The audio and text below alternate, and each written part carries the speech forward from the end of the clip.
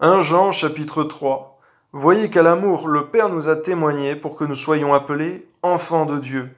C'est vrai Seigneur, quel amour, quelle grâce. Amen.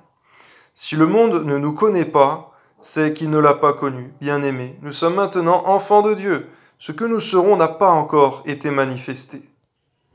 Mais nous savons que lorsque cela sera manifesté, nous serons semblables à lui, parce que nous le verrons tel qu'il est. Quiconque a cette espérance en lui se purifie, comme lui-même est pur. Quiconque pêche transgresse la loi, et le péché est la transgression de la loi. Or vous le savez, Jésus est apparu pour ôter les péchés, et il n'y a point en lui de péché. Quiconque demeure en lui ne pêche point. Quiconque pêche ne l'a pas vu et ne l'a pas connu. Petits enfants, que personne ne vous séduise. Celui qui pratique la justice est juste, comme lui-même est juste. Celui qui pêche est du diable, car le diable pêche dès le commencement.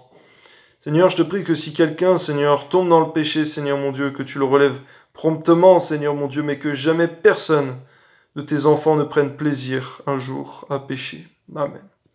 Le Fils de Dieu apparut afin de détruire les œuvres du diable. Quiconque est né de Dieu ne pratique pas le péché, parce que la semence de Dieu demeure en lui, et il ne peut pécher, parce qu'il est né de Dieu. Et c'est vrai, Seigneur, le péché est contre ta nature. C'est par là que se font reconnaître les enfants de Dieu et les enfants du diable. Quiconque ne pratique pas la justice n'est pas de Dieu, non plus que celui qui n'aime pas son frère. Car ce qui vous a été annoncé et ce que vous avez entendu dès le commencement, c'est que nous devons nous aimer les uns les autres, et ne pas ressembler à Caïn, qui était du malin et qui tua son frère. Et pourquoi le tua-t-il? Parce que ses œuvres étaient mauvaises, et que celles de son frère étaient justes. Ne vous étonnez pas, frères, si le monde vous hait. Nous savons que nous sommes passés de la mort à la vie parce que nous aimons les frères. Celui qui n'aime pas son frère demeure dans la mort. Quiconque hait son frère est un meurtrier.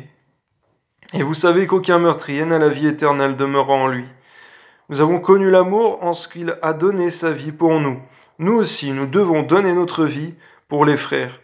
Si quelqu'un possède les biens du monde et que, voyant son frère dans le besoin, il lui ferme ses entrailles, comment l'amour de Dieu demeure-t-il en lui?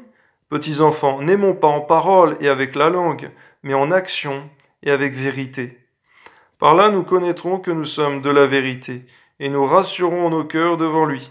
Si notre cœur nous condamne, Dieu est plus grand que notre cœur, et il connaît toutes choses, bien-aimés. Si notre cœur ne nous condamne pas, nous avons de l'assurance devant Dieu. Quoi que ce soit que nous demandions, nous le recevons de lui, parce que nous gardons ses commandements et que nous faisons ce qui lui est agréable. Et c'est ici son commandement, que nous croyons au nom du Fils, de son Fils Jésus-Christ, et que nous nous aimons les uns les autres, selon le commandement qu'il nous a donné. Celui qui garde ses commandements demeure en Dieu, et Dieu en lui. Et nous connaissons qu'il demeure en nous par l'Esprit qu'il nous a donné. Gloire à Dieu.